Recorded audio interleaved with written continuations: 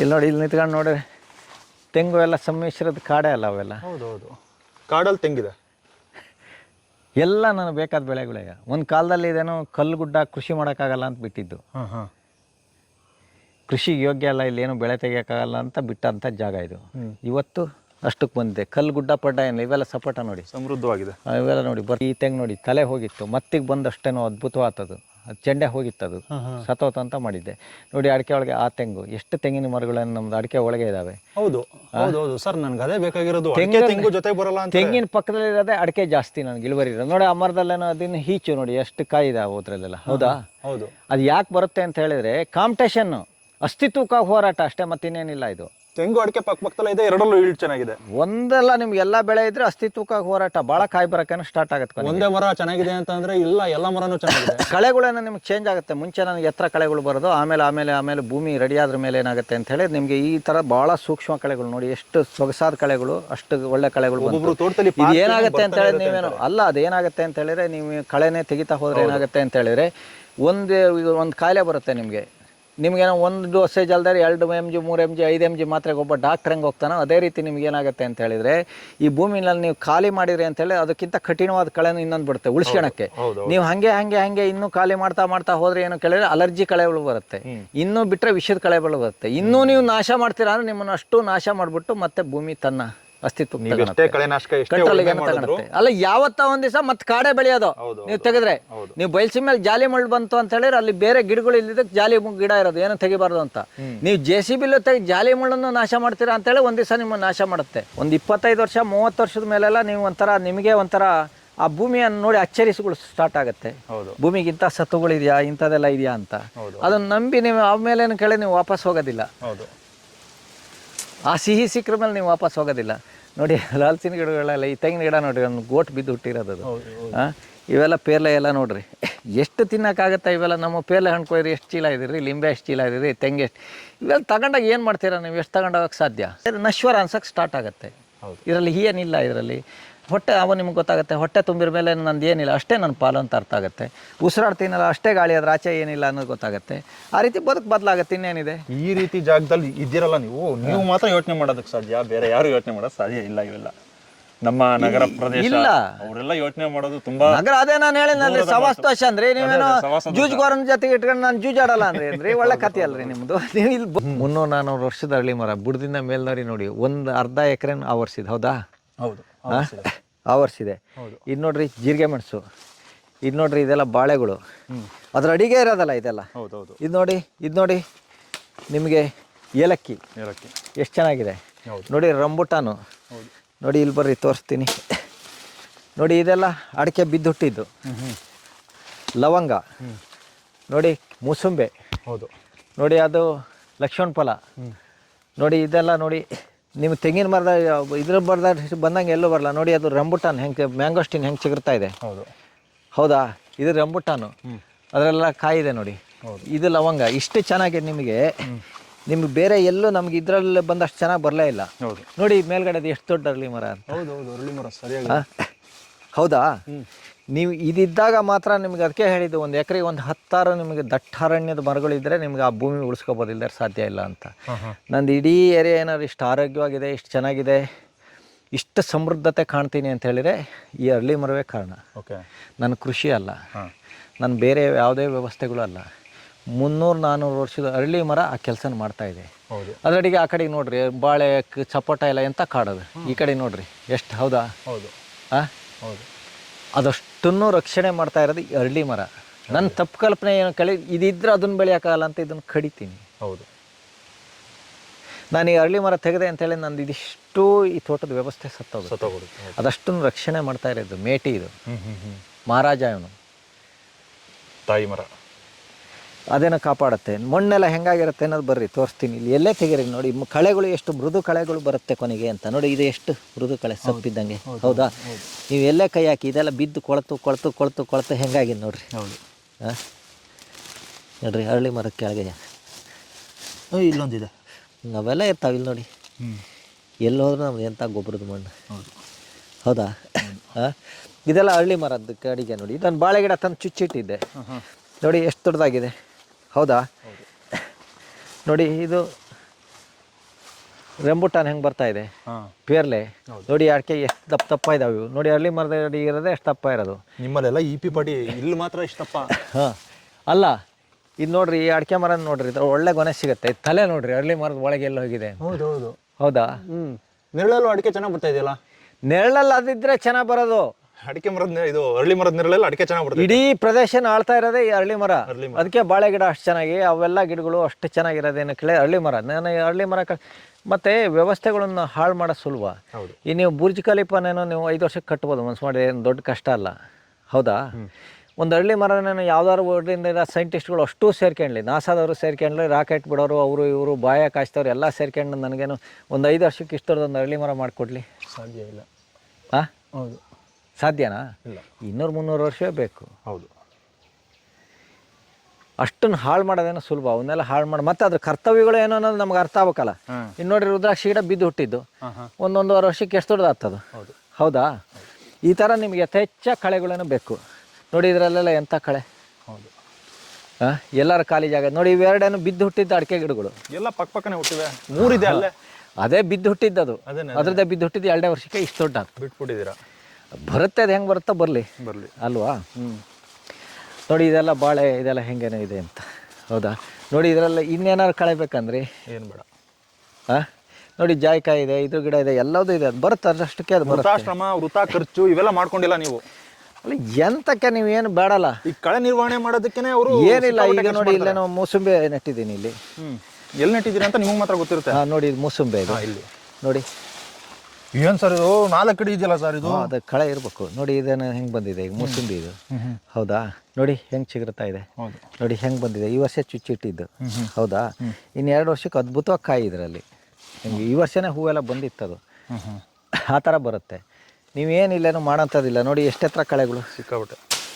ಹಾಂ, ಹೌದಾ? ಇದರಲ್ಲಿ ಏನಾದ್ರು ನಿಮಗೇನೋ ಹಾವು ಕಾಣ್ತೋ, ಅದಾತು ಇದಾತು, ಏನಾರು ಸಂಘರ್ಷ ಆತ? ಹಾವು ಏನು ಕಾಣ್ತಿಲ್ಲ. ಒಂದು ನುಸಿದನಾರ ಕಚ್ತಾ ನೋಡಿ, ಒಳಗಡೆ ಎಲ್ಲ ಹೋಗಿರುತ್ತೆ ನೋಡಿ. ಇದೆಲ್ಲ ಮೆಕಡೋಮಿಯಾ ನೋಡಿ. ಇದನ್ನು ಹೆಂಗೆ ಬಗ್ಸಿದೆ.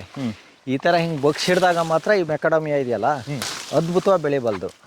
ಅದಕ್ಕೆ ಭಾವನೆ ಕೇಳುತ್ತೆ ಅವಾಗ. ನಾನು ಭಾಳ ತೀವ್ರವಾಗಿ ಬೆಳೆದರೆ ನನಗೆ ಈ ಬಳ್ಳಿಗಳೆಲ್ಲ ನನ್ನ ಕೊಂದಾಕತ್ತೆ ಅಂತ, ಕೊಂದಾಕತ್ತೆ ಅಂತ. ಅದಕ್ಕೆ ಈ ಥರ ಆಗೋದು. ಇದನ್ನು ನೀವು ಒಂದ್ಸರಿ ಕಟ್ ಮಾಡಿ ಹಿಂಗೇನು ಬಿಟ್ಟರೆ ಅಷ್ಟೇ. ನೋಡಿ ಅದು ಹೆಂಗೆ ಬರ್ತಾ ಇದೆ. ನೀವು ಹಿಂಗೆ ಎಳಿತಾ ಇದ್ರಲ್ಲ, ಬೇರೆ ಏನೋ ಡ್ಯಾಮೇಜ್ ಆಗಲ್ವಾ? ಇಲ್ಲಪ್ಪ, ಅದೆಂತ ಡ್ಯಾಮೇಜ್ ಆಗುತ್ತೆ. ಅಂಥದ್ದು ಏನಿಲ್ಲ. ಬನ್ನಿ, ಗಿಡ ಚೆನ್ನಾಗಿ ಬರುತ್ತೆ. ಅಯ್ಯೋ, ಭಾಳ ಬರುತ್ತೆ ಅದು, ಚೆನ್ನಾಗಿ ಬರೋದು. ನೋಡಿ ಗೆಣಸು, ಗೆಣಸು ಇಲ್ಲೆಲ್ಲ ಹೆಂಗಿದೆ. ಹೌದು. ಹೌದಾ? ನೋಡಿ, ಇದು ಕರಿಬೇವು, ಇದು ಕರಿಬೇವು ಮರ. ಹಾಂ, ಇದೆಲ್ಲ ಗೆಣಸು ನೋಡಿ. ಇದರಲ್ಲಿ ಕಿತ್ತರೆ ಎಷ್ಟು ಗೆಣಸು ಸಿಗುತ್ತೆ ನಿಮಗೆ. ಸಿಕ್ಕಾಬಟ್ಟೆ. ನೋಡಿ, ಇದೆಲ್ಲ ಪೇರ್ಲೆ, ಜಪಾನ್ ರೆಡ್ ಇದು. ನೋಡಿ, ನಮ್ಮವೆಲ್ಲ ಅಷ್ಟು ಮಂಗ ಹಿಂಗ ಇದ್ರೆ ಏನೋ ತಿಂದೆ. ಸಣ್ಣ ಪುಟ್ಟ ಗಿಡದೆಲ್ಲ ಕಾಯಿಗಳು ನೋಡ್ರಿ. ಇಲ್ಲಿ ನೋಡ್ರಿ, ಇಲ್ಲಿ ನೋಡ್ರಿ, ಇಲ್ಲಿ ನೋಡ್ರಿ, ಇಲ್ಲಿ ನೋಡ್ರಿ. ಹೋದ ವರ್ಷ ಇಟ್ಟಿದ್ದು ನೋಡಿ. ಅಡಿಕೆ ಗಿಡ ನೋಡಿ, 4ನೇ ವರ್ಷ. ನೀವು ನಂಬ್ರಿ ಬಿಡ್ರಿ, ಅದು ಸುಮ್ಮನೆ ಚುಚ್ಚಿಟ್ಟಿದ್ದೆ. ಎಷ್ಟು ಅದ್ಭುತವಾಗಿ ಕೊನೆ ಬಂದಿದೆ. 4 ವರ್ಷಕ್ಕೆ ಹಿಂಗೆ ಬಂದಿದೆ ನೋಡಿ. ಇವೆಲ್ಲ 4 ವರ್ಷದ ಕೆಳಗೆ ನಾನು ಕಾರ್ಗೋಟ್ ಇಟ್ಟಿದ್ದು ನೋಡಿ. ಇಲ್ಲೂ ಅಡಿಕೆ ಗಿಡ ಇದೆ ನೋಡಿ. ಕಾರ್ಗೋಟ್ ಅಂತ ಹೇಳಿದ್ರೆ ತೋಟದಲ್ಲೇನೋ ಈಗ ಬಿದ್ದು ಹುಡ್ದವ್ ಇರ್ತಾವಲ್ಲ, ಅವನ್ನ ತಂದು ನೆಡೋದು ನಾನೀಗ. ಆಯ್ಕೆ ಮಾಡಕ್ಕೆ ನಾನು ಯಾವನ್ರಿ? ಅಡಿಕೆ ಗಿಡ ಆಯ್ಕೆ ಮಾಡಕ್ಕೆ ಹೋಗ್ತೀನಿ ಅಂತೇಳಿ ನಾನಂತ ಮೂರ್ಖ ಯಾವನಿಲ್ಲ. ಆಯ್ಕೆ ಮಾಡಕ್ಕೆ ನಾನೇ ಯಾವನು. ಒಂದೇ ರೀತಿ ಇರಬಾರ್ದು. ನಿಮಗೇನೋ ವೈವಿಧ್ಯತೆನೇ ಇಲ್ಲ ಜೀವನ. ಒಂದೇ ಥರದ ಅಡಿಕೆ 10 ರೂಪಾಯಿ ಇಲ್ಲಿ ಇರಬಾರ್ದು. ಅದಕ್ಕೆ ಒಂದು ಕೊನೆಯಲ್ಲಿ 100 ಅಡಿಕೆ ಕಾಯಿ ಬಂದು 100 ಥರ ಆಗಿ ಹುಟ್ಟಿರುತ್ತದು. ಅದು ನಾನೇ ಯಾಕೆ ತಿರ್ಚಕ್ಕೋಬೇಕು? ಆಯ್ಕೆ ಪದ್ಧತಿನೇ ತಪ್ಪು. ಕರಿಬೇವಿನ ಮರ ನೋಡಿ, ಇವೆಲ್ಲ ತೆಂಗೆಲ್ಲ ದೊಡ್ಡ ಸೈಜು. ಅವೆಲ್ಲ ಬೀಳ್ತವೆ. ನೀವು ಎತ್ಕೊಳ್ಳಿಲ್ಲ ಅಂದ್ರೆ ಇಲ್ಲೇ ಗಿಡ ಆಗ್ಬಿಡ್ತದೆ. ಅವೆಲ್ಲ ಇಲ್ಲೇ ಹುಟ್ಟುತ್ತವೆ. ಈಗ ನೋಡ್ರಿ, ಇದೆಲ್ಲ ನೋಡ್ರಿ, ಇವೆಲ್ಲ ಎಷ್ಟು ಆರೋಗ್ಯವಾಗಿ ಚಿಗುರ್ತಾ ಇದ್ದಾವೆ. ಹೌದು. ಹಾಂ, ನೋಡಿ, ಇದೆಲ್ಲ ಗೆಣಸು. ನೋಡಿ, ಇದೆಲ್ಲ ಇದಕ್ಕೆಲ್ಲ ಹೆಂಗೆ ಹತ್ತಾ ಇದೆ ನೋಡಿ. ಪೇರ್ಲೆ ಎಲ್ಲ ನೋಡಿ, ಇಷ್ಟದ್ರಲ್ಲೇ ಇದು ಕಾಯಿಗಳು ನೋಡಿ. ಇಷ್ಟು ಸಣ್ಣ ಗಿಡದಲ್ಲೇ ಕಾಯಿಗಳು. ಹೌದು. ಹೌದಾ? ಹೌದು. ಎಷ್ಟು ಆರೋಗ್ಯ ನೋಡಿ ಇದಕ್ಕೆ. ಚಿಗುರ ಆರೋಗ್ಯ ನೋಡ್ರಿ ಇದು. ಹೌದು. ಹಾಂ, ನೋಡಿ, ಜಾಯಿಕಾಯಿ ನೋಡ್ರಿ ಎಷ್ಟು ಆರೋಗ್ಯ. ಇವೆಲ್ಲ ಹಾಗೇನೆ ಅದು. ನೋಡ್ರಿ, ಈ ಥರ ಹಳ ಇದ್ದರೆ ನಿಮಗೆ ಬೆಳೆ. ಹೌದು. ನೋಡಿ, ಇದೆಲ್ಲ ಅವರೇ ಇದು. ಇದು ಅವರೇ ಇದು. ಇನ್ನೊಂದು ತಿಂಗಳು ಬಿಟ್ಟರೆ ನೀವೇನು ಎಷ್ಟು ಚೀಲ ಕೊಯ್ದರೂ ಅವರೆಕಾಯಿ ಇದೆ ನಮ್ಮ ಹತ್ರ. ಓಕೆ.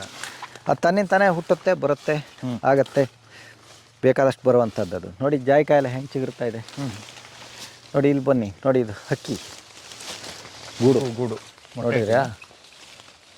ನೋಡಿರಿ ನೋಡಿ, ಈ ಥರ ಇವೆಲ್ಲವೂ ಇರಬೇಕು. ಹೌದು.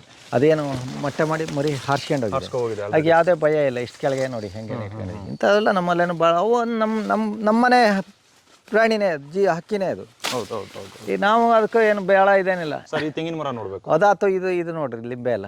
ನಿಂಬೆ ನೋಡ್ಬೇಕು ಸರ್. ಈ ತೆಂಗಿನ ಮರ ನೋಡಿ. ತೆಂಗು ನೋಡೋಣ. ಸೈಜ್ ಚಿಕ್ಕ ಇದೆ, ಕಾಯಿ ಮಾತ್ರ ದಪ್ಪ ಇದೆಯಲ್ಲ, ಮರದ ಸೈಜ್ ಚಿಕ್ಕ ಇದೆ. ಅದೇನೋ ಇರುತ್ತೆ ನೋಡಿ. ಇದು ತೆಂಗು ಒಳಗೆ ನೋಡಿ ಅಡಿಕೆ ಎಲ್ಲ ನೋಡಿ, ಇವೆಲ್ಲ ಬಿದ್ದು ಹುಟ್ಟಿದಾವ ಅಡಿಕೆ. ಓಕೆ, ಇಲ್ಲಿ ಬನ್ನಿ ತೋರಿಸ್ತೀನಿ. ಇದು ನೋಡಿ, ಇವೆಲ್ಲ ಬಿದ್ದು ಹುಟ್ಟಿದ ಅಡಿಕೆ. ಆ ಮರ ಅಷ್ಟಿದೆ, ಆಗಲೇ ಇದು ಇಷ್ಟಕ್ಕೆ ಹೋಗಿ ಆಯ್ತು. ಅದ್ರ ಹಿಂದಿನ ವರ್ಷದ್ದು ಇದ್ರದ್ದು. ಆ ತೆಂಗಿನ ಮರ ನೋಡಿ ಹೆಂಗಿದೆ. ಒಂದೊಂದು ಕಾಯಿ ಸೈಜ್ ಏನು ಸರ್ ಅಷ್ಟಪ್ಪ ಇದೆ? ಹಾಂ, ಎಷ್ಟು ಸಣ್ಣ ಮರ. ಅದ್ರ ಪಕ್ಕದಲ್ಲೇ ಒಂದು ಕಾಪಿ ಗಿಡ ಬಿದ್ದು ಹುಟ್ಟಿದೆ, ಅದಕ್ಕೆ ಕಾಯಿ ಬರುತ್ತೆ. ಇದು ನೋಡ್ರಿ, ಈ ತೆಂಗಿನ ಮರ ನೋಡಿ, ಇವೆಲ್ಲ ಮೇಲಕ್ಕೆ ಇಟ್ಟಿದ್ದು. ಆ ಗೆಣಸೆಲ್ಲ ಹತ್ತಿದ್ರು, ತಲೆ ಕಾಯಿ ನೋಡ್ರಿ. ಹೌದು, ಚೆನ್ನಾಗಿಲ್ಲ. ಬಯಲು ಸೀಮೆಗಿಂತ ಇಲ್ಲಿ ಚೆನ್ನಾಗಿ ಬಂದಿದೆ ತೆಂಗಿನಕಾಯಿ. ಇಲ್ಲಿ ನೋಡಿ, ಇದೆಲ್ಲ ನೋಡಿ, ಇದನ್ನು ನೋಡಿ, ಅದು ಕೆಂದಾಳು ನಾಟಿ ಅಲ್ಸ, ಅದು ನಾಟಿ ಕೆಂದಾಳು ನೋಡಿ. ಅದೊಂದು ಮರಕ್ಕೆ ಅಡಿಕೆ ಎಲೆ ಚುಕ್ಕೆ ರೋಗ ಬಂದಿದೆ. 3 ವರ್ಷದಿಂದ ಬಿಟ್ಟಿದ್ದೀನಿ ಅದನ್ನು. ಯಾವ್ದು ಹೇಳಿ, ಅಲ್ಲಿ ಎಲೆ ಚುಕ್ಕೆ ರೋಗ ಬಂದಿದ್ದು. ಅಲ್ಲೊಂದು ಅಡಿಕೆ ಕಾಣುತ್ತೆ ನೋಡಿ, ಅಲ್ಲಿ ಎಲೆ ಚುಕ್ಕೆ ಬಂದಿದ್ದು. ಅದನ್ನ ನೋಡೋಣ ಅಂತ ಹೇಳೇನು ಬಿಟ್ಟೆ. ಅದೇನಾದ್ರು ಆವರಿಸುತ್ತಾ ಏನು ನೋಡ್ಬೇಕು ಅಂತ ನೋಡಿ. ಅದ್ರ ಅಕ್ಕಪಕ್ಕದಲ್ಲಿರೋಷ್ಟು ಅಡಿಕೆ ಬೇರೆ ಯಾವುದ್ರಲ್ಲೂ ಇಲ್ಲ. ಅಂದ್ರೆ ಏನು ಕೆಳಗೆ ರೋಗ ಬಂದಿದೆ ಅಂತ ಹೇಳಿದ್ರೆ ಅವು ಇನ್ನೂ ಸ್ಟ್ರಾಂಗ್ ಅದು. ನಾನು ಅದನ್ನೇನೋ ಸುಧಾರಿಸ್ಕೊಂಡೇನೋ ಮುಂದೆ ಹೋಗ್ಬೇಕು ಅಂತ. ಆ ರೀತಿ ಆಗುತ್ತೆ ನೋಡಿ.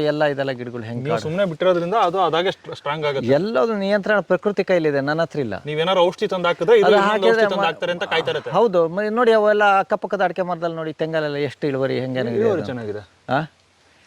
ರೋಗ ಬಂದು 3 ವರ್ಷ ಆಯ್ತು. ಒಂದರಿಂದ ಒಂದು ಕಬ್ಬುತ್ತೆ. ಬನ್ನಿ, ಸುಳ್ಳು ಅವೆಲ್ಲ ಮಾರ್ಕೆಟ್ ಕಾಣ ಸತ್ತಿಗಳೆಲ್ಲ ಅವು ನೋಡಿ. ಏಲಕ್ಕಿ ನೋಡಿ, ಜಾಯಿಕಾಯಿ ಹೆಂಗೆ ಚಿಗುರ್ತಾ ಇದಾವೆ ನೋಡ್ರಿ ಹಳದೊಳಗೆ. ರಾಸಾಯನಿಕ ಅಂಗಡಿಗಳ ಒಂದು ಮಾಫಿಯಾ ನೋಡಿ. ಇದು ಅಡಿಕೆ ನೋಡಿ, ಬಿದ್ದು ಹುಟ್ಟಿದ್ದು ಹೆಂಗೆ ಬಂತು. ನಿಮ್ಗೆ ಅದಕ್ಕೆ ಹೇಳಿನಲ್ರಿ ನೋಡಿ, ಇದು ಲವಂಗ ನೋಡಿ, ಇದು ಲಿಂಬೆ, ಇದು ನೋಡಿ ಮೆಕಾಡೋಮಿಯಾ. ಇದರೆಲ್ಲ ಲಿಂಬೆಕಾಯಿಗಳು ನೋಡಿ. ನಮ್ಮವೆಲ್ಲ ಲಿಂಬೆಕಾಯಿ ಏನಾರು ಕೊಯ್ದು ಮುಗಿಸ್ಬೋದಂದ್ರಿ. ಎಷ್ಟು ಗಿಡಗಳಿದಾವ್ರಿ? 100, 200 ಇಲ್ಲ ನಮ್ಮ ಹತ್ರ. 500, 1000 ಗಿಡಗಳು ಇರೋದು ನಮ್ಮ ಹತ್ರ. ನಾನು ಅದಕ್ಕೆ ನಿಮ್ಮನ್ನ ಕೇಳ್ತಲ್ಲ ಯಾವ್ಯಾವ ಗಿಡ ಎಷ್ಟೆಷ್ಟಿದೆ ಅಂತ. ಭಾಳ ಗಿಡ ನಾನು ಲೆಕ್ಕ ಇಡೋದಿಲ್ಲ. ನಾನು ಯಾವುದು ಲೆಕ್ಕ ಇಡೋದಿಲ್ಲ. ಅಲ್ಲ, ನೀವು ಹಾಕಿರೋದು 100 ಆದ್ರೆ ಪ್ರಕೃತಿ ತಾನಾಗೆ ತಾನು ಹುಟ್ಟಿಸ್ಕೊಂಡಿರೋದು ನೋಡಿ. ಇದ್ರಲ್ಲೆಲ್ಲ ಲಿಂಬೆಕಾಯಿ ನೋಡ್ರಿ. ಇಲ್ಲಿ ನೋಡ್ರಿ, ಇಲ್ಲೆಲ್ಲ ಕೊಯ್ದಿರ್ತಾರೆ ನೋಡ್ರಿ. ಇದ್ರಲ್ಲೆಲ್ಲ ಏನೋ ಕೊಯ್ಕೊಂಡು ಹೋಗ್ತಾರೆ. ಕೊಯ್ಕೊಂಡು ಹೋದ್ರೆ ಇಷ್ಟಿದೆ. ಇದು ನೀವು ಕೊಯ್ದೇನೆ ಹೋದ್ರೆ ಆಗಲ್ಲ. ಮತ್ತೆ ಭಾಳ ವಿಶೇಷ ಅಂತ ಹೇಳಿರಿ, ಇದರಲ್ಲೆಲ್ಲ ನಾನು ಲಿಂಬೆ ಹಣ್ಣು ನೋಡ್ತೀನಿ. ಭೂಮಿ ಈ ಮಟ್ಟಕ್ಕೆ ರೆಡಿ ಆದ್ರ ಮೇಲೆ ನೀವು ಬೇಸಿಗೆಯಲ್ಲಿ ಒಂದು ಲಿಂಬೆಕಾಯಿ ಬಿದ್ದರೆ 3-4 ತಿಂಗಳು ಹಾಳಾಗಲ್ಲ ಮರ್ರೆ. ಅದು ಬಿದ್ದಿದ್ದ ಹಣ್ಣು ಹಾಗೆ ಇರುತ್ತೆ. ಭಾಳ ವಿಶೇಷ ಅಂದರೆ ಖಾಲಿ ಜಾಗದಲ್ಲಾರು ಹಾಳಾಗುತ್ತಲ್ಲ. ನೀವು ಈ ಹಳ್ಳದೊಳಗೆ ಲಿಂಬೆ ಹಣ್ಣು ಬಿದ್ದರೆ ನೀವು 3-4 ತಿಂಗಳಾರು ಒಂಚೂರು ಹಾಳಾಗಲ್ಲ. ಕವರ್ ಆಗಿರುತ್ತೆ ಅಂತ ಕಳೆ ಇರುತ್ತೆ. ಅದು ಏನೋ ಅದು ಭೂಮಿಗೆ ಆ ಸತ್ವ ಇರೋದು ಎಂಥದ್ದು ಹಾಳಾಗೋದೇ ಇಲ್ಲ. ಅದು ಹಾಗೆ ಇರುತ್ತೆ. ಅದೊಂದು ಭಾಳ ವಿಶೇಷ ಅದು. ಬನ್ನಿ, ಇದೆಲ್ಲ ಗೆಣಸು ನೋಡಿ. ಇದೆಲ್ಲ ಗೆಣಸು. ಇದು ಸಪೋಟ ನೋಡಿ, ಹೆಂಗೆ ಹಳ ಇದೆ. ಹೌದಾ, ಬೇರೆ ಬೇರೆ ಇರುತ್ತೆ. ನಮ್ದು ಆ ಕಡೆ ಅದೆಲ್ಲ ಕಾಡೇ ಅಲ್ಲಂದ್ರಿ. ಹೌದು. ಇಲ್ಲಿ ನೋಡಿ, ಇಲ್ಲಿ ನಿಂತ್ಕೊಂಡು ನೋಡ್ರಿ, ತೆಂಗು ಎಲ್ಲ ಸಮ್ಮಿಶ್ರದ ಕಾಡೇ ಅಲ್ಲ ಅವೆಲ್ಲ. ಹೌದೌದು, ಕಾಡಲ್ಲಿ ತೆಂಗಿದೆ ಎಲ್ಲ ನನಗೆ ಬೇಕಾದ ಬೆಳೆಗಳೇ. ಒಂದು ಕಾಲದಲ್ಲಿ ಇದೇನೋ ಕಲ್ಲುಗುಡ್ಡ, ಕೃಷಿ ಮಾಡೋಕ್ಕಾಗಲ್ಲ ಅಂತ ಬಿಟ್ಟಿದ್ದು. ಕೃಷಿಗೆ ಯೋಗ್ಯ ಅಲ್ಲ, ಇಲ್ಲೇನು ಬೆಳೆ ತೆಗಿಯೋಕ್ಕಾಗಲ್ಲ ಅಂತ ಬಿಟ್ಟಂಥ ಜಾಗ ಇದು. ಇವತ್ತು ಅಷ್ಟಕ್ಕೆ ಬಂದಿದೆ. ಕಲ್ಲು ಗುಡ್ಡ ಪಡ್ಡ ಏನಿಲ್ಲ. ಇವೆಲ್ಲ ಸಪೋಟ ನೋಡಿ, ಸಮೃದ್ಧವಾಗಿದೆ. ಇವೆಲ್ಲ ನೋಡಿ ಬರ್ತಾನೆ ಇರ್ತವೆ. ಹೌದು. ಬನ್ನಿ ನೋಡಿ, ಇದು ರೆಡ್ ಪೇರ್ಲೆ. ಈ ಮಳೆಗಾಲದಲ್ಲಿ ನೆಟ್ಟಿದ್ದೀನಿ. ಇದು ಇನ್ನೂ ನೋಡಿ, ಕಳೆದ ಮಳೆಗಾಲದಲ್ಲಿ. ಹೌದು, ಮಳೆಗಾಲ ಕಳಿಯೋಕ್ಕೂ ನೆಟ್ಟೆ. ಇದಕ್ಕೆ ಕಟ್ಟಿದ ಗೂಟಿ ತೆಗಿಲ್ಲ. ಇಲ್ಲೆಲ್ಲ ಕಾಯಿಗಳು ನೋಡಿ. ನೋಡಿ, ಇಲ್ಲಿ ನೋಡಿ, ಇಲ್ಲಿ ನೋಡಿ, ಇಲ್ಲಿ ನೋಡಿ. ಎಲ್ಲ ಈಗ ಕಪ್ಪೆಲ್ಲ ಇವೆಲ್ಲ ಪತ್ರ ಹರಿದು ಕಮ್ಮಿ ಇರೋದ್ರಿಂದ ಬೇಗ ಚಿಗುರಲ್ಲ. ಸ್ವಾಭಾವಿಕವಾಗಿ ಇದ್ರೆ ನೋಡಿ, ಇದು ಹೆಂಗೆ ಚಿಗುರುತ್ತೆ. ಇನ್ನೊಂದು ವರ್ಷಕ್ಕೆ ಮರ ಆಗಿರುತ್ತೆ ಇದು. ಇಷ್ಟೇ ಕತೆ ಏನು ನೋಡಿ. ಸಪೋಟ ಇದೆ, ಇದು ಜಾಯಿಕಾಯಿ ಇದೆ. ಡ್ರಾಪ್ ಮಾಡಲ್ಲ, ತೆಗಿಯಲ್ವಾ? ಇಲ್ಲ, ತೆಗಿಯಲ್ಲ.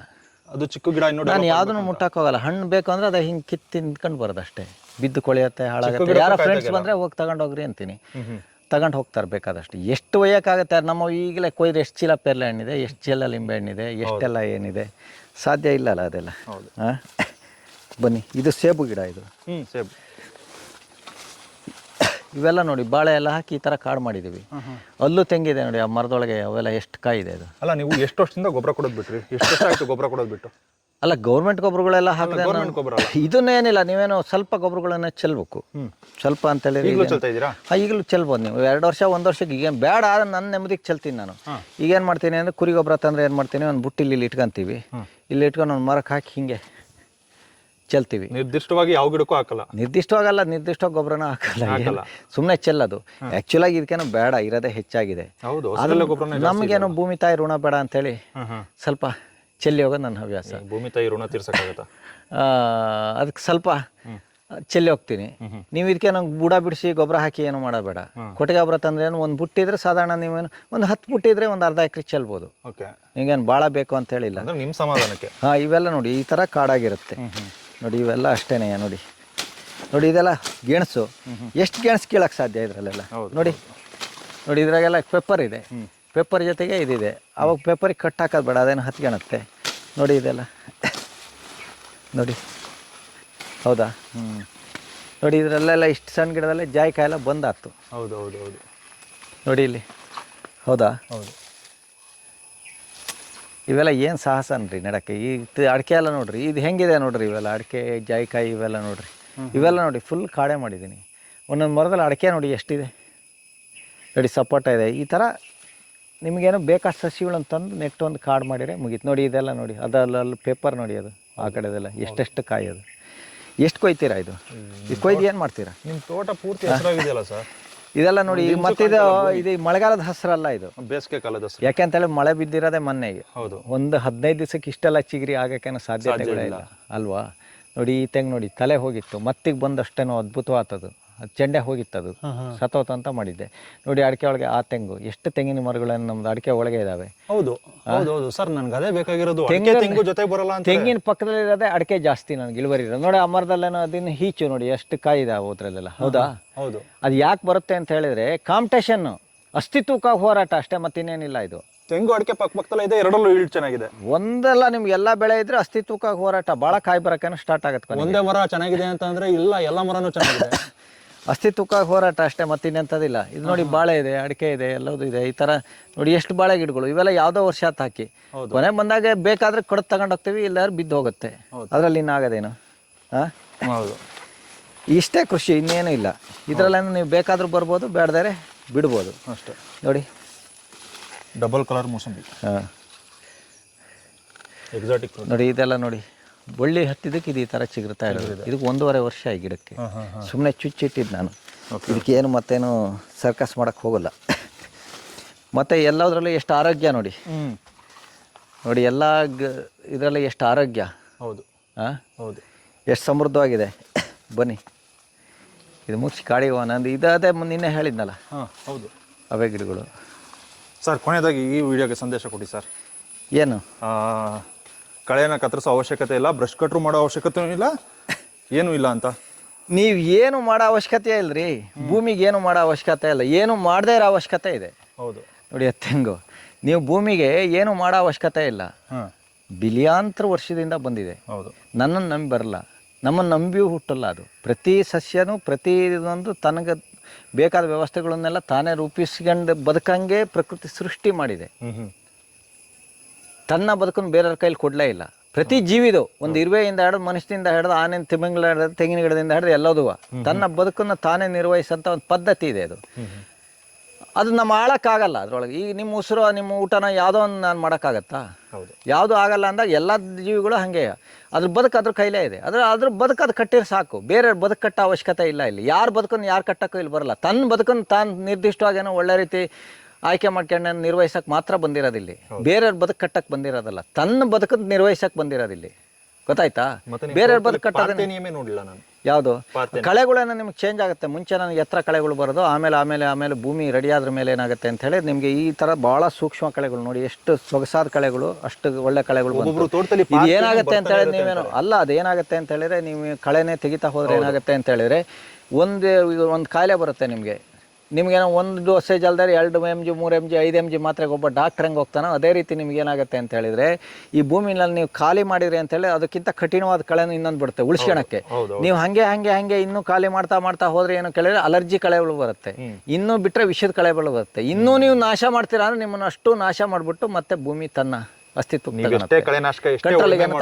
ಅಲ್ಲ. ಯಾವತ್ತ ಒಂದ್ ದಿವಸ ಮತ್ತೆ ಕಾಡೆ ಬೆಳೆಯೋದು ನೀವು ತೆಗೆದ್ರೆ, ನೀವು ಬಯಲ್ಸಿ ಮೇಲೆ ಜಾಲಿ ಮುಳ್ಳು ಬಂತು ಅಂತ ಹೇಳಿದ್ರೆ ಅಲ್ಲಿ ಬೇರೆ ಗಿಡಗಳು ಇಲ್ಲಿದ್ದಕ್ಕೆ ಜಾಲಿ ಗಿಡ ಇರೋದು, ಏನು ತೆಗಿಬಾರ್ದು ಅಂತ.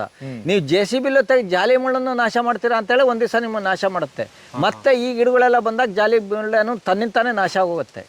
ಬೇರೆ ಗಿಡಗಳು ಬಂದಾಗ ಜಾಲಿ ಮುಳ್ಳು ಲಂಟನ್ ಕಳೆ ಯಾಕಿದೆ ನಿಮಗೆ ಅಂತ ಹೇಳಿದ್ರೆ ನೀವು ಬೇರೆ ಕಳೆಗಳು ಬೆಳೆಯಕ್ಕೆ ಬಿಡ್ದಿದ್ದಾಗ ಏನು ಕೇಳಿದ್ರೆ ಅದಿದೆ. ನೀವು ಒಂದು ಸುಮ್ಮನೆ 2 ವರ್ಷ 3 ವರ್ಷ ಬಡಿದ್ರೆ ಲಂಟನ್ ಕಳೆ ಹೋಗ್ಬಿಟ್ಟು ಬೇರೆ ಈ ಥರ ಕಳೆಗಳು ಬರುತ್ತೆ. ನಮ್ಮಲ್ಲಿ ಯಾವ್ದಾರು ಕಠಿಣ ಕಳೆ ಇದೆಯನ್ರಿ? ಕಠಿಣ ಕಳೆ ಇಲ್ಲ, ಎಲ್ಲ ಎಷ್ಟು ಸೂಕ್ಷ್ಮದ ಕಳೆಗಳು ನೋಡ್ರಿ. ಒಂದು ಯಾವುದೇ ಇದ್ರೆ ಎಷ್ಟು ಹೆಲ್ತಿ ನೋಡ್ರಿ, ಎಷ್ಟು ಆರೋಗ್ಯ ನೋಡ್ರಿ, ಯಾವ್ದು ಇರೋದಿಲ್ಲ. ಅದು ಭೂಮಿ ತನ್ನ ಕಂಟ್ರೋಲ್ ಏನಕ್ಕೆ ಅಂತಂದ್ರೆ ಉಳುಮೆ ಮಾಡಲ್ಲ, ಯಾವುದೇ ರೀತಿ ನೀವು ಮುಟ್ಟಬಾರ್ದು, ನೀವು ಏನು ಮುಟ್ಲೇಬಾರ್ದು. ನೀವು ಒಂದು 5 ವರ್ಷ ಸುಮ್ಮನೆ ಇರಿ, ಈ ರೀತಿ ಆಗುತ್ತೆ ನಿಮ್ಮ ಭೂಮಿ. ಒಂದು 5 ವರ್ಷದಲ್ಲೇನೋ ಆಗುತ್ತೆ, ಒಂದು 10 ವರ್ಷಕ್ಕೆ ಬದಲಾವಣೆ ಆಗುತ್ತೆ, ಒಂದು 20 ವರ್ಷಕ್ಕೆ ಅದು ತನ್ನ ರೂಪ ಪಳೆಯುತ್ತೆ, ತನ್ನ ನಿಜ ರೂಪನ ತೋರಿಸುತ್ತೆ 20 ವರ್ಷಕ್ಕೆ. ಒಂದು 25 ವರ್ಷ 30 ವರ್ಷದ ಮೇಲೆಲ್ಲ ನೀವು ಒಂಥರ ನಿಮಗೆ ಒಂಥರ ಆ ಭೂಮಿಯನ್ನು ನೋಡಿ ಅಚ್ಚರಿಸುಗಳು ಸ್ಟಾರ್ಟ್ ಆಗುತ್ತೆ. ಭೂಮಿಗೆ ಇಂಥ ಸತ್ತುಗಳಿದೆಯಾ, ಇಂಥದ್ದೆಲ್ಲ ಇದೆಯಾ ಅಂತ. ಅದನ್ನು ನಂಬಿ ನೀವು ಆಮೇಲೆ ಕೇಳಿ ನೀವು ವಾಪಸ್ ಹೋಗೋದಿಲ್ಲ. ಆ ಸಿಹಿ ಸಿಕ್ಕರ ಮೇಲೆ ನೀವು ವಾಪಸ್ ಹೋಗೋದಿಲ್ಲ. ನೋಡಿ ಹಲಸಿನ ಗಿಡಗಳೆಲ್ಲ, ಈ ತೆಂಗಿನ ಗಿಡ ನೋಡ್ರಿ, ಒಂದು ಗೋಟ್ ಬಿದ್ದು ಹುಟ್ಟಿರೋದು. ಇವೆಲ್ಲ ಪೇರ್ಲೆ ಎಲ್ಲ ನೋಡ್ರಿ, ಎಷ್ಟು ತಿನ್ನೋಕ್ಕಾಗತ್ತೆ ಇವೆಲ್ಲ. ನಮ್ಮ ಪೇರ್ಲೆ ಹಣ್ಣು ಕೊಯ್ರಿ ಎಷ್ಟು ಚೀಲ ಇದಿರಿ, ಲಿಂಬೆ ಎಷ್ಟು ಚೀಲ ಇದಿರಿ, ತೆಂಗೆ ಎಷ್ಟು, ಇವೆಲ್ಲ ತಗೊಂಡಾಗ ಏನು ಮಾಡ್ತೀರಾ ನೀವು? ಎಷ್ಟು ತಗೊಂಡೋಗಕ್ಕೆ ಸಾಧ್ಯ ಇಲ್ಲ. ತಗೊಂಡಾಗ ಏನು ಮಾಡ್ತೀರಾ? ಇದನ್ನ ತಗೊಂಡಾಗ ಎಲ್ಲಿ ಇಡ್ತೀರಾ? ನಿಮ್ಮೆಲ್ಲ ಭೂಮಿ ತಾಯಿ ಡೆವಲಪ್ ಆಗಬೇಕು, ಆರ್ಗ್ಯಾನಿಕ್ ಆಗಿ ಕನ್ವರ್ಟ್ ಆಗಬೇಕು, ಅವಾಗ ಕೊಡ್ತದೆ ಭೂಮಿ. ಕೃಷಿ ನೋಡಿ, ಇದರಲ್ಲೆಲ್ಲ ಎಷ್ಟು ಕಾಯಿಗಳು. ರಾಸಾಯನಿಕ ಹೊಡೆದು ಕೊಡು ಅಂದ್ರೆ ಕಷ್ಟ. ಅದು ನಾನು ವಿಷ ಹಾಕ್ಯಂತೀನಿ ಅಂತ ಹೇಳಿ ನಾನು ಏನು ಹೇಳಕ್ಕಾಗತ್ತೆ ಅದಕ್ಕೆಲ್ಲ? ಸೊಕ್ಕೆ ಹೆಚ್ಚಾಗಿದೆ ಅಂತ ತಿಳ್ಕೊಬೋದು ಅಷ್ಟೇ. ಒಂದ್ಸಲ ಮಾರ್ಪಾಟಾದ್ರೆ ಭೂಮಿ ಬೇಡ ಅಂದ್ರೂ ಕೊಡ್ತಾ ಇರುತ್ತೆ. ವಿನಾಶಕಾಲ ವಿಪರೀತ ಬುದ್ಧಿ ಅಷ್ಟೇ, ಇನ್ನೆಂಥದಿಲ್ಲ. ಹೌದು ಸರ್, ಹೌದು. ಈಗ ನೋಡ್ರಿ ಇದೆಲ್ಲ ಪಪ್ಪಳ, ಇದೆಲ್ಲ ನೋಡಿ, ಎಲ್ಲ ನೋಡಿರಿ, ಯಾವ ದಿಕ್ಕು ನೋಡಿರಿ ನಿಮ್ಗೆ ಏನಾದ್ರೂ ನಮ್ಗೇನೋ ಖಾಲಿ ಜಾಗ ಕಾಣುತ್ತಾ ನಿಮಗೆ? ಅಷ್ಟು ಎತ್ತರದ ಮರದಿಂದ ಹಿಡಿದು ನೆಲದ ಹುಲ್ಲವರೆಗೂ ಇದೆ. ಹೌದು, ಕಾಡು ಬದನೆ ಇದೆ, ಎಲ್ಲದೂ ಬೇಕು. ಜಪಾನ್ ರೆಡ್ ಅದು, ಈ ತೈವಾನ್ ಪಿಂಕ್ ಇದು ನೋಡಿ, ಇದು ಸದಾ ಕಾಲ ನಿಮ್ಗೆ ನೋಡಿ ಈ ಥರ ಹೂವು ಕಾಯಿಗಳು, ಇಷ್ಟು ಸಣ್ಣ ಗಿಡ ಇದ್ರೆ ನೋಡಿ ಎಷ್ಟು ಹೂವುಗಳು, ಎಷ್ಟು ಕಾಯಿಗಳು ಸದಾ ಕಾಲ ಬರ್ತಾ ಇರುತ್ತೆ. ಬೇರೆ ಬೇರೆ ಮರಗಳಿದೆ, ಬರೀ ಕಮರ್ಷಿಯಲ್ ಎಲ್ಲದೂ ಇರಬೇಕು ನೋಡಿ. ಈ ಪೇರ್ಲೆಗಳು ಎಲ್ಲ ಎಷ್ಟು ಕಾಯಿಗಳು, ಏನು ಮಾಡ್ತೀರಾ? ಎಷ್ಟು ತಿಂತೀರಾ? ಏನು ಮಾಡ್ತೀರಾ? ನಿಮಗೆ ಸಾಕಾಗೋಗುತ್ತೆ. ಕೊನೆಗೆ ಅದನ್ನ ಏನಕ್ಕೆ ಆಯ್ಕೆ ಮಾಡ್ತೀರಾ? ಮತ್ತೆ ಯಾಕಾಗೇನು ನೀವು ಬದಲಾಗ್ತೀರಾ ಅಂತೇಳಿ ನಾವೆಲ್ಲ ಬದಲಾಗಿರೋದು ಹೆಂಗೆ ಅಂತ ಹೇಳಿರಿ, ಏನು ಕೇಳಿರಿ, ಅದರಲ್ಲಿ ಅದೊಂಥರ ಸಸ್ಯ ಜಗತ್ತಿದೆಯಲ್ಲ, ಅದ್ರ ಒಳಗಡೆ ನೀವು ಹೋದ್ರೆ ಏನು ಕೇಳಿರಿ, ಅದು ಒಂದು ಜೀವ ಜಗತ್ತು, ಅದೊಂದು ನಿಷ್ಕಲ್ಮಶ ಜಗತ್ತು. ನಿಷ್ಕಲ್ಮಶ ಜಗತ್ತು ಹೆಂಗಪ್ಪ ಅಂತ ಹೇಳಿದ್ರೆ ನಿಮಗೇನು ಅದರಲ್ಲಿ ಯಾವುದೇ ನಿಮಗೇನು ಸ್ವಾರ್ಥಗಳು ಇನ್ನೊಂದು ನಂಬೋದಕ್ಕಿಂತ ಥರ ಇಲ್ಲ. ಒಂದು ಮಾವಿನ ಹಣ್ಣು ಅಥವಾ ಒಂದು ಈ ಪೇರ್ಲೆ ಹಣ್ಣಪ್ಪ ನಾನು ತಿಂದು ನಿಮಗೆ ಕೊಟ್ಟು ಇನ್ನೊಬ್ರು ತಿಂದ್ರೆ ಸಮೇತ ಅದೇ ಟೇಸ್ಟ್ ಚೇಂಜ್ ಆಗಲ್ಲ. ಹೌದು. ಒಂದು ನೆರಳು ಬಿತ್ತು ಅಂದರೆ ಅದೇ ನೆರಳು, ಎಲ್ಲ ಶ್ರೀಮಂತನ ಬಡವನ ಇನ್ನೊಂದು ಜೀವಿ ಅಂತೇಳಿ ಡಿಫ್ರೆಂಟ್ ಮಾಡಲ್ಲ. ಅದು ತನ್ನ ಯಾವತ್ತೂ ಇನ್ನೊಬ್ಬನಿಗೆ ಮಾರ್ಕೊಂಡ್ಲೇ ಇಲ್ಲ. ಅದ್ರ ಅರ್ಥ ಏನು ಕೇಳಿದ್ರೆ ಅದೊಂದು ನಿಷ್ಕಲ್ಮಶ ಜಗತ್ತು, ಪ್ರಾಮಾಣಿಕ ಜಗತ್ತು. ಒಂದೇ ಥರ. ಹೌದು. ನೀವೇನೋ ಕೇಳಿದ್ರೆ ಒಂದು 10, 15, 20 ವರ್ಷ ನೀವು ಆ ಜಗತ್ತಲ್ಲಿ ನೀವೇನೋ ಕಪಟದಲ್ಲಿ ಹಣಕ್ಕೋಸ್ಕರ ನಾನು ಕೃಷಿ ಮಾಡ್ತೀನಿ, ನಾನು ಇನ್ನೊಂದೇನೋ ಮಾಡ್ತೀನಿ, ನನಗೇನೋ ಸ್ವಾರ್ಥದ ಬದುಕಲ್ಲ. ನೀವು ಪರಿಪೂರ್ಣವಾಗಿ ಅದರೊಳಗೆ ಲೀನ ಆಗಬೇಕು. ಅಂದರೆ ನಿಮ್ಮ ಆತ್ಮ ಆ ಮಟ್ಟಕ್ಕೆ ಹೋಗ್ಬೇಕು. ನಾನು ಅದ್ರ ಲೀನ ಆಗಿದ್ದೀನಿ ಅಂತ ಆತ್ಮಕ್ಕೂ ನಿಮ್ಮ ಬಾಯಿಗೂ ಲಿಂಕ್ ಇರಬೇಕು. ಅಷ್ಟು ವ್ಯವಸ್ಥೆ ಮಾಡ್ಕೊಂಡೆ ನೀವು ಅದು ಹೋದರೆ ಹಾಲಿ ನೀರು ಬೆರ್ತಂಗೆ ಏನೋ ಕೇಳಿದ್ರೆ ಅದು ನಿಮ್ಮನ್ನು ಬಾಚಿ ತಬ್ಬುತ್ತೆ, ಒಳಗಡೆ ಲೀನ ಮಾಡ್ಕೊಳುತ್ತೆ ಆ ಜಗತ್ತು. ಅವ ನಿಮಗೇನು ಕೇಳಿದ್ರೆ ಆ ಸವಾಸ ದೋಷ ಶುರುವಾಗುತ್ತೆ. ಸವಾಸ ದೋಷ ಶುರುವಾದಾಗ ಏನು ಕೇಳಿದ್ರೆ ಅವಾಗ ನಿಮಗೇನು ಏನಕ್ಕೆ ಇದನ್ನೆಲ್ಲ ಸಂಗ್ರಹಿಸಿ ಏನು ಮಾಡ್ತೀರಾ ನೀವು? ಹೌದು. ನೀವು ಪ್ರಾಕೃತಿಕ ಬದುಕಿನತ್ತ ಹೊಂಟೋಗ್ತೀರಾ ಅವಾಗ. ಆ ಸವಾಸ ಅದು ನೀವು ಕಳ್ಳಂದೇ ಸವಾಸ ಮಾಡಿದ್ರೆ ಬರೀ ನೀವು ಒಂದು ದಿವಸ ಕಳ್ರೆ, ಬರೇ 3 ಹೊತ್ತು ಕುಡ್ಕೊಂಡೆ ಸವಾಸ, ನೀವು ಕುಡ್ಕ್ರೆ ಆಗೋದು. 3 ಹೊತ್ತು ಜೂಜಾಟ ಸವಾಸ ಮಾಡಿದ್ರೆ ಜೂಜಾಟನೇ ಆಡ್ತೀರಾ ನೀವು. 3 ಹೊತ್ತು ನಿಷ್ಕಲ್ಮಶ ಜಗತ್ತಲ್ಲೇ ಇರ್ತೀರಾ ಅಂತೇಳಿ ನೀವು ಆ ದಿಕ್ಕಿಗೆ ಹೊಂಟೋಗ್ತೀರಾ. ಅದು ಸೆಳೆಯುತ್ತೆ, ಅದಕ್ಕೆ ಆ ಶಕ್ತಿ ಇದೆ ಪರಿಸರಕ್ಕೆ.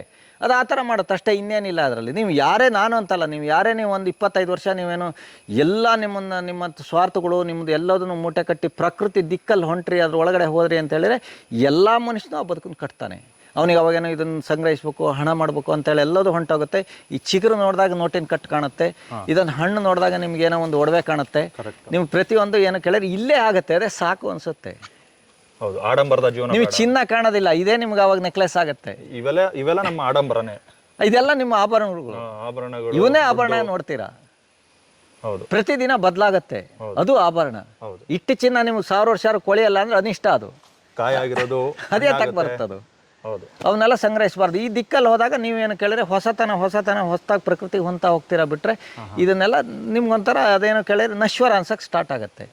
ಇದರಲ್ಲಿ ಏನಿಲ್ಲ. ಇದರಲ್ಲಿ ಹೊಟ್ಟೆ ನಿಮ್ಗೆ ಗೊತ್ತಾಗುತ್ತೆ, ಹೊಟ್ಟೆ ತುಂಬಿರ ಮೇಲೆ ನಂದು ಏನಿಲ್ಲ, ಅಷ್ಟೇ ನನ್ನ ಪಾಲು ಅಂತ ಅರ್ಥ ಆಗುತ್ತೆ. ಉಸಿರಾಡ್ತೀನಲ್ಲ ಅಷ್ಟೇ ಗಾಳಿ, ಅದ್ರ ಆಚೆ ಏನಿಲ್ಲ ಅನ್ನೋದು ಗೊತ್ತಾಗುತ್ತೆ.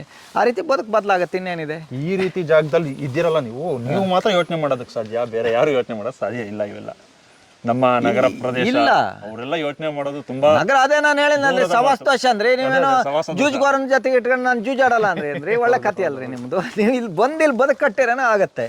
ನೀವು ಅದನ್ನ ಬದುಕು ಕಟ್ಟೋದಿಲ್ಲ, ನಾನು ನಗರದಲ್ಲೇ ಇರಬೇಕು, ನನಗೇನು ಫ್ಯಾನ್ಸಿ ಬದುಕೇ ಬೇಕು ಅಂದಾಗ ಅದು ಆಗತ್ತೆ. ಅದಕ್ಕೆ ಯಾರೇನು ಮಾಡ್ತಾರೆ? ಹೌದು. ಹಾಂ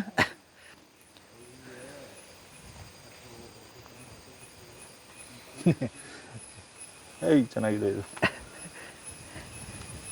ಅದೇನು ಮಾಡಲ್ಲ ನಿಮಗೆ. ಹೌದು. ಹಾಂ ಕಣ್ಣಿಲ್ಲ. ಬಿಡಿ ಬಿಡಿ, ಅಲ್ಲ ಅದು ಮುಚ್ಕೊಳಕ್ಕೆ ಅಡ್ಡ ಬೀಳ್ಬೇಕು. ಅದು ಹಂಗೆ ಬಿದ್ದಾಗ ಮಾತ್ರ ಮುಚ್ಕೊಳೋದು. ಹೌದು. ಅದಿಲ್ಲದೆ ಅವರೇನು ಮುಚ್ಕೊಳೋದಿಲ್ಲ. ಇವಕ್ಕೆಲ್ಲ ಕಣ್ಣಿರಲ್ಲ, ಕಾಲು ಜಾಸ್ತಿ ಇದೆ ಯಾವುದಕ್ಕೆ? ಇದಕ್ಕೆ. ಹಾಂ ಅದೆಲ್ಲ ಸಾಹಸಪದಿಗಳು, ಭಾಳ ಕಾಲನ್ನು ಹೊಂದಂಥವು. ಹೌದು. ಈ ರೀತಿ ಇಷ್ಟೇ ಜೀವನ. ಹೌದು ಸರ್. ನಮ್ಮ ಲೆಕ್ಕದ ನಮ್ಮ ಜೀವನ ಅಷ್ಟು. ಹೌದು. ಬೇರೆ ಜೀವನ ಹೆಂಗೆ ಅವ್ರವ್ರ ವೈಯಕ್ತಿಕ ಅವ್ರು ಹೆಂಗಾರ ಜೀವನ ಮಾಡಲಿ. ಹೌದು. ನಾನು ನಿಮ್ಮ ಜೀವನ ನೀವು ಮಾಡ್ತೀರಾ, ಇನ್ನೊಬ್ಬನ ಜೀವನ ಇನ್ನೊಬ್ಬ ಮಾಡ್ತಾನೆ. ಅವನು ಪ್ರತಿಯೊಬ್ಬನಿಗೂ ಸ್ವತಂತ್ರ ಹಕ್ಕಿದೆ, ಹೌದು. ಸ್ವತಂತ್ರ ಬದುಕಿದೆ. ಹೌದು. ಅವ್ರ ಜೀವನ ಅವ್ರಾಗ ಮಾಡಲಿ. ನನಗೆ ಎಲ್ಲರೂ ಬದುಕ್ರಿ ಅನ್ನೋಕೆ ನಾನು ಸಾಧ್ಯ ಇಲ್ಲ. ನನ್ನ ಆಸೆ ಇರುತ್ತೆ, ಆಸೆ ಇರುತ್ತೆ. ನಾನು ನನ್ನ ಮಗನ್ನೇ ನನ್ನ ಥರ ಬದುಕು ಅನ್ನೋನಲ್ಲ ನಾನು. ಆಸೆ ಇರುತ್ತೆ, ಸಾಧ್ಯ ಆಗಲ್ಲ. ನನಗೇನು ಅವ್ರವ್ರ ಬದುಕು ಅವರಿದ್ದು. ಎಲ್ಲರೂ ಸ್ವಯಂ ಇಲ್ಲಿ ಕೇಳ್ಕೊ ಬಂದಿರ್ಬೇಕು ಆ ಥರ ಬದುಕು. ಹಾಂ ಅದೇನೋ ಅವ್ನಿಗೆ ಇಷ್ಟ ಆದಂಗೆ, ನನ್ನ ಮಗ ಅವ್ನಿಗೆ ಇಷ್ಟ ಆದಂಗೆ ಬದುಕ್ಬೋದು, ನಿಮಗೆ ನೀವು ಇಷ್ಟ ಆದಂಗೆ ಬದುಕ್ಬೋದು. ನನ್ನ ಮಗ ಏನೋ ನನ್ನ ಹೆಂಡ್ತಿನ ನನ್ನಂಗೆ ಬದುಕಿ ಅಂತ ನಾನು ಹೇಳೋದಿಲ್ಲ, ಒಂದು ದಿವಸ ಹೇಳಲೂ ಇಲ್ಲ. ಅವರಿದ್ದು ನನಗೆ ಹೆಂಗೆ ಒಂದು ವೈಯಕ್ತಿಕ ಬದುಕಿದೆ, ಅವರಿದ್ದು ಒಂದು ವೈಯಕ್ತಿಕ ಬದುಕಿದೆ. ಅವು ಮಾತ್ರ ಅವ್ರು ತೃಪ್ತಿ ಪಡಬಲ್ರು. ಅದು ಬಿಟ್ಕೊಂಡು ನನಗೋಸ್ಕರ ಅವ್ರು ಯಾಕಾಗಿ ಬದುಕಬೇಕು? ಕರೆಕ್ಟ್. ನೀವು ಸಮಾಜ ಕೆಟ್ಟಿದೆ ಅಲ್ಲಿಂದ. ಎಲ್ಲಿಂದ ಅಂತ ಹೇಳಿದ್ರೆ, ನೀವು ಬಹುಸಂಖ್ಯಾತರಿಗೆ ನನ್ನ ಹತ್ರ ಬಂದಾರೇನೋ ಭಾಳ ಜನ ಹೇಳ್ತಾರೆ, ನಮ್ಮ ಹುಡುಗನಿಗೇನು ನಮ್ಮನ್ನು ಕಂಡ್ರಾಗಲ್ರಿ ಅಂತ. ಸಮಾಜಕ್ಕೆಲ್ಲ ಒಳ್ಳೆನವನು, ಬೇರೆಯವರಿಗೆಲ್ಲ ಒಳ್ಳೆನೋ, ನಮ್ಮನ್ನು ಕಂಡ್ರಾಗಲ್ಲ ಅಂತ. ನಮ್ಮನ್ನು ಕಂಡ್ರಾಗಲ್ಲ ಅಂದ್ರೆ ಅವ್ನ ಥರ ಬದುಕಕ್ಕೆ ಒಂದು ದಿವಸ ಬಿಟ್ಟಿಯಾರ ಇವರು. ಇದೇ ಶಾಲೆಗೆ ಹೋಗು, ಇದೇ ಚಡ್ಡಿ ಹಾಕು, ಇಷ್ಟೇ ಮಾರ್ಕ್ಸ್ ತೆಗಿ, ಇದೇ ಭಾಷೆಯಲ್ಲಿ ಮಾತಾಡು, ಇದೇ ಸ್ಟೈಲಲ್ಲಿ ತಿರುಗಾಡು, ಇದೇ ಥರ ಊಟ ಮಾಡು ಎಲ್ಲ ಹೇಳಿ ಅವನು ವೈಯಕ್ತಿಕ ಬದುಕಿಸ್ದಾಗ ದ್ವೇಷಿ ಆಗ್ತಾನೆ. ಭಾಳಷ್ಟು ಜನರಿಗೆ ಮಕ್ಕಳ ಅಪ್ಪ ಅಮ್ಮನಿಗೆ ಯಾಕೆ ದ್ವೇಷಿ ಕೇಳಿದ್ರೆ, ಇವರು ಅದನ್ನ ದ್ವೇಷ ಇವರು ಸೃಷ್ಟಿ ಮಾಡ್ಕೊಂಡಿರೋದು, ಅವನು ಆಗಿರೋದಲ್ಲ. ಅವ್ನ ಬೇಡಿಕೆಗಳನ್ನ ಅಷ್ಟು ನನ್ನ ಸ್ವಾರ್ಥಕ್ಕೆ ಉಪಯೋಗಿಸ್ಕೊಂಡ್ರೆ ಏನಕ್ಕೆ ಅವನೊಬ್ಬ ಸಪ್ರೇಟ್. ಅದು ಅವಾಗೇನು ಕೇಳಿದ್ರೆ ನಿಮ್ಮ ಮನೇಲೇ ಶುರುವಾಗುತ್ತೆ, ನಿಮ್ಮ ವ್ಯತ್ಯಾಸಗಳು ಸ್ಟಾರ್ಟ್ ಆಗುತ್ತೆ. ಪ್ರತಿಯೊಬ್ಬನಿಗೂ ಬದುಕಕ್ಕೆ ಹಕ್ಕೆ ಇದೆ. ನೀವು ಅವ್ನು ಬದುಕಿನ ಅವನಂತ ಬಿಟ್ಟರೆ ಯಾರೂ ಇಲ್ಲೇನೋ ಅಪಪೋಲಿಗಳಲ್ಲ ಇಲ್ಲಿ. ಅವನು ತನ್ನನ್ನು ತಾನು ನೋಡೋಕೆ ಶುರು ಮಾಡಿ, ತನ್ನನ್ನು ತಾನು ಪವಿತ್ರವಾಗಿ ನೋಡೋಕೆ ಶುರು ಮಾಡ್ತಾನೆ. ಒಬ್ಬ ಮಹಾತ್ಮ ಆಗ್ತಾನೆ. ತನ್ನನ್ನು ತಾನು ನೋಡೋಕ್ಕೆ ಬಿಡದಿದ್ರೆ ಫಾಲೋವರ್ ಆಗ್ತಾನೆ, ಸಮಾಜನ ಹಾಳು ಮಾಡ್ತಾನೆ. ಅವನು ಬೇರೆಯವ್ರ ಹಿಂದೆ ಹೋಗ್ತಾನೆ, ಮಾಡಲೇಬೇಕಲ್ಲ. ಅದೆಲ್ಲ ವ್ಯತ್ಯಾಸಗಳೇನೋ ಆಗುತ್ತೆ. ಅದು ಭಾಳಷ್ಟು ಜನ ಅದನ್ನು ಬೇರೆ ಥರದ ತಿಳಿದಿದ್ದಾರೆ. ನಮ್ಮ ಥರನೇ ತಿಳಿರಿ ಅಂತ ನಾವು ಯಾಕೆ ಹೇಳಕ್ಕೆ ಹೋಗೋಣ? ಕರೆಕ್ಟ್. ಅವ್ರಿಗೆ ಅರಿವು ಬಂದರೆ ಅದನ್ನು ಇಳಿಬೋದು. ಪ್ರಕೃತಿ ತಾನೇನು ನಡೆಸುತ್ತೋ ಅದು ತಕ್ಕ ಹೋಗೋದು. ನಾನಿಲ್ಲಿ ಕೂಲಿಗೆ ಬಂದವನು, ಪ್ರಕೃತಿ ಕೂಲಿಗೆ. ನಾನು ಒಳ್ಳೆ ರೀತಿ ಕೂಲಿ ಮಾಡ್ಕೊಂಡವನು. ಓನರ್ ಅಲ್ಲ ನೀವು? ನಾನು ಓನರ್ ಅಲ್ಲ, ಇಲ್ಲಿ ಓನರ್ ಅಲ್ಲಿದ್ದಾನೆ. ನಾನು ಓನ್ಲಿ ಲೇಬರು. ನಾನು ಕೂಲಿಗೆ ಬಂದವನು. ನನಗೆ ಕಸ ಗುಡ್ಸೋಕ್ಕೇನೋ ಪ್ರಕೃತಿ ಕೊಟ್ಟರು ನಿಯತ್ತಾಗಿ ಗುಡಿಸ್ತೀನಿ, ಟಾಯ್ಲೆಟ್ ತೊಳೆಯಕ್ಕೆ ಕೊಟ್ಟರು ನಿಯತ್ತಾಗಿ ಕೊಡಿಸ್ತೀನಿ. ಇನ್ನೊಬ್ಬ CEO ಅಂದ್ರೆ ನಾನು ನಿಯತ್ತಾಗಿ ಮಾಡ್ತೀನಿ. ನೀವು ಮಾಡ್ತಾರೆ ಇಲ್ಲಿರೋ ಒಂದೇ ಫ್ಯಾಕ್ಟ್ರಿ, ಒಬ್ಬನೇ ಓನರು. ಅದು ಕಳ್ಕೊಂಡ್ರೆ ನೀವು ಬೇರೆ ಕೆಲಸ ಇಲ್ಲ. ಕೆಲಸ ಬೆಂಗಳೂರಂಗೆ 1000 ಜನಕ್ಕೆ 1000 ಫ್ಯಾಕ್ಟ್ರಿ ಕೆಲಸ ಕೊಡೋನು ಯಾವನೂ ಇಲ್ಲ. ಇಲ್ಲಿ ಮೇಲಿರೋದು ಒಂದೇ ಫ್ಯಾಕ್ಟ್ರಿ, ಒಬ್ಬನೇ ಓನರು. ನಿಯತ್ತಾಗಿ ಕೂಲಿ ಮಾಡಿದ್ರೆ ಶಬಾಷ್ ಅಂತಾನೆ, ಕರ ಜೊತೆ ಊಟ ಹಾಕ್ತಾನೆ. ಇನ್ನೊಂದು ದಿವಸ ನಮ್ಮ ಮಕ್ಕಳಿಗೂ ನನ್ನ ಫ್ಯಾಕ್ಟ್ರಿಯಲ್ಲೇ ಕೆಲಸ ಮಾಡೋದು, ನಿನ್ಕಿಂತ ಒಳ್ಳೆ ಹುದ್ದೆ ಕೊಡ್ತೀನಿ ಅಂತಾನೆ. ನಾನು ಕಸ ಗುಡ್ಸೋನಾದ್ರೂ ನಾನು ಭಾಳ ಯೋಗ್ಯನಾಗೇನೋ ಓನರಿಗೆ ಬದುಕಿದ್ರೆ ನನ್ನ ಮಗನ CEO ಮಾಡ್ತಾನೆ. ಹೌದು ಅಲ್ವಾ? ನಾವು ಲೇಬರ್ ಆದ್ರೆ ಮುಂದೆ ಬರೋರು. ನಾನು ಓನರ್ ಅಲ್ಲ ಇಲ್ಲಿ. ನಾನು ಓನರ್ ಅಂತೇಳಿ ಎಲ್ಲಿವರೆಗೆ ತಿಳಿತೀನಿ, ಇದನ್ನೆಲ್ಲ ಆಳಕ್ಕೆ ಹೋಗ್ತೀನಿ. ಆಳಕ್ಕೆ ಹೋಗ್ತೀರಾ, ಹಾಳು ಮಾಡಕ್ಕೆ ಹೋಗ್ತೀರಾ? ಆಳಕ್ಕೆ ನಿಮ್ಗೆ ಹಕ್ಕೆ ಇಲ್ಲಲ್ಲ. ಹೌದು. ಅವನೊಂದು ದಿವಸ ಕೆಲಸದಿಂದ ಕಿತ್ತು ಬಿಸಾಕ್ತಾನೆ. ನಾನು ಇಲ್ಲಿ ಲೇಬರು. ನಾನು ಲೇಬರು ಅಷ್ಟೇ. ಪ್ರಕೃತಿ ನಾನೊಬ್ಬ ಲೇಬರ್, ಓನರ್ ಅಲ್ಲ. ನಂಗೆ ಏನು ಕೆಲಸ ಕೊಟ್ಟರು ಮಾಡ್ತೀನಿ. ಈ ಕೆಲಸ ಕೊಟ್ಟಿದ್ದಾನೆ ಮಾಡ್ತಾ ಇದ್ದೀನಿ. ಇನ್ನೊಂದು ದಿವಸ ಇನ್ನೊಂದು ಕೆಲಸ ಕೊಟ್ಟರು ಅದನ್ನು ಮಾಡ್ತೀನಿ. ಯಾವುದಕ್ಕೂ ನಾನೇನು ವಿರುದ್ಧವಾಗಿ ಹೋಗಲ್ಲ. ಹೌದು. ಪ್ರವಾಹದ ವಿರುದ್ಧ ಈಜಾಕ, ಪ್ರಕೃತಿ ವಿರುದ್ಧ ನನಗೆ ಹೋಗೋಕ್ಕಾಗಲ್ಲ. ನಾನು ಅದನ್ನು ಹೋಗೋದು ಬಿಟ್ಟಿದ್ದೀನಿ. ನಾನು ಖುಷಿಯಾಗಿ ಅದು ಎಲ್ಲೇ ಕರ್ಕೊಂಡವರು ಹೋಗ್ತೀನಿ. ಅಷ್ಟೇ ನನ್ನ ಕೆಲಸ. ಆ ರೀತಿ ತಿಳಿದ ನಾನು. ನನಗೆ ಅದಕ್ಕೋಸ್ಕರ ಈ ಕಾಯಿಲೆಗಳಿಲ್ಲ, ಬದುಕು ಕಷ್ಟ ಇಲ್ಲ, ಯಾವಾಗಲೂ ಆನಂದವಾಗಿರ್ತೀನಿ. ಖುಷಿಯಾಗಿ ಬದುಕೋಗಿಲ್ಲ. ನೀವೇನೋ ಕೇಳಿದ್ರೆ ಇಲ್ಲೇನೋ ಕಷ್ಟದಲ್ಲಿ ನೀವೇನೋ ಜಂಜಾಟದಲ್ಲೇ ಬದುಕ್ತೀರಾ, ವ್ಯಥೆಲ್ಲೇ ಅಂತ ಹೇಳಿದ್ರೆ ಅದು ಎಂಥದ್ದು ಕಾಯಿಲೆ, ಅದು ರೋಗ. ಅದು ಹೌದು. ನಗರದಲ್ಲಿರೋರೆಲ್ಲ ಜಂಜಾಟದಲ್ಲಿ ಬದುಕ್ತಾ ಇರೋದು. ನಿಮ್ಗೇನಾಗುತ್ತೆ ಅಂತ ಹೇಳಿದ್ರೆ, ಈಗ ನಿಮಗೇನೋ ಶರೀರದ ಕಾಯಿಲೆಗಳೇ, ಮನಸ್ಸಿನ ಕಾಯಿಲೆಗಳೇ ಬೇರೆ. ಶರೀರದ ಕಾಯಿಲೆಗಳಿಗಾರ ಅಲೋಪತಿ ಅವು ಏನೋ ಮೆಡಿಸಿನ್ ಆಯುರ್ವೇದಿಕ್ ಎಲ್ಲ ಕಂಡಿಡ್ಕೊಂಡಿದ್ದಾರೆ. ಏನೋ ಸಮಾಧಾನ ಅಸಮಾಧಾನ ಕೊಡೋರಿದ್ದಾರೆ. ಮನಸ್ಸಿನ ಕಾಯಿಲೆಗೆ ಏನು ಮದ್ದು ಕೊಡೋನು ಯಾವನಿದ್ದಾನೆ? ನಿಮ್ಮ ಮನಸ್ಸಿನ ಕಾಯಿಲೆ ನೀವೇ ಕೊಟ್ಕೋಬೇಕು. ನಿಮ್ಗೆ ಕಾಯಿಲೆಗಳು ಏನಪ್ಪ ಅಂತೇಳಿ ನಿಮ್ಗೆ ದುರಾಸೆಗಳು, ಆಸೆ ಬೇಕು. ಆಸೆ ಇಲ್ಲದೆ ತಾಯಿ ಮಗುನ ಸಾಕೋದಿಲ್ಲ. ನಿಮ್ಗೆ ಆಸೆ ಪ್ರಾಕೃತಿಕವಾಗಿ ಇರುವಂಥದ್ದು. ದುರಾಸೆ ಇದೆಯಲ್ಲ, ಅದೇನು ಕೇಳಿದ್ರೆ ನಾವು ತಂದ್ಕೊಂಡಿರೋದು. ನಿಮಗೇನೋ ಆ ರೀತಿ ನಿಮ್ಮ ಮನಸ್ಸಿನ ಕಾಯಿಲೆಗಳು, ದುರಾಸೆಗಳು, ನಿಮ್ಮ ದ್ವೇಷಗಳು, ನಿಮ್ಮ ಇನ್ನೊಬ್ಬನ ಸ್ವಾರ್ಥಗಳು, ನಿಮ್ಗೆ ಇತರೆ ಒಂದಿಷ್ಟೆಲ್ಲ ಇದ್ದಾವೆ ಮನಸ್ಸಿನ ಕಾಯಿಲೆಗಳು. ಅದನ್ನು ಗುಣ ಮಾಡ್ಕೊಂಡ್ರೆ ಏನೋ ಕೇಳಿದ್ರೆ ಒಳ್ಳೆ ಆರೋಗ್ಯ ಮನಸ್ಸಿಟ್ಕೋಬೋದು. ನೀವು ಆರೋಗ್ಯ ಮನಸ್ಸಿಟ್ಕೋಬೇಕಂದ್ರೆ ಆ ಕಾಯಿಲೆಗಳಿಂದ ಹೊರಗಡೆ ಬರಬೇಕು. ನಿಮ್ಮ ವ್ಯಾಯಾಮಗಳಿಂದ ಹೊರಗಡೆ ಬಂದು ಮನಸ್ಸನ್ನು ಆ ಮಟ್ಟ ಕಟ್ಟಾಗ ಆರೋಗ್ಯವಂತ ಮನಸ್ಸಿರುತ್ತೆ. ಆರೋಗ್ಯವಂತ ಮನಸ್ಸಿದ್ರೆ ಶರೀರನ ಮನಸ್ಸು ಆಳೋದು. ನಿಮಗೇನು ಕೇಳಿದ್ರೆ ಆರೋಗ್ಯವಂತ ಶರೀರ ಇರುತ್ತೆ, ಸುಖವಾಗಿ ಬದುಕ್ಬೋದು ಅಷ್ಟೇ. ಇಲ್ಲಿ ನಿಮ್ಮ ಬೇರೆ ಏನಿಲ್ಲ. ನೀವು ದುಡ್ಡು ಮಾಡಿರೋ, ಇನ್ನೊಂದು ಮಾಡಿರೋ, ಯಾವುದೋ ಮಾಡಿಕೊಳ್ಳೋ ಇಲ್ಲ ಸುಖ ಕಾಣೋಕ್ಕಾಗಲ್ಲ. ಹೌದು. ನಿಮ್ಮ ಮನಸ್ಸಿನ ಕಾಯಿಲೆಗಳನ್ನ ಅಷ್ಟು ಗುಣಪಡಿಸ್ಕೊಂಡು ಪ್ರಕೃತಿ ಜೊತೆಗೆ ಹೋಗ್ಬೇಕು, ಓಕೆ ಸರ್. ಅಷ್ಟೇ ಇರೋದು.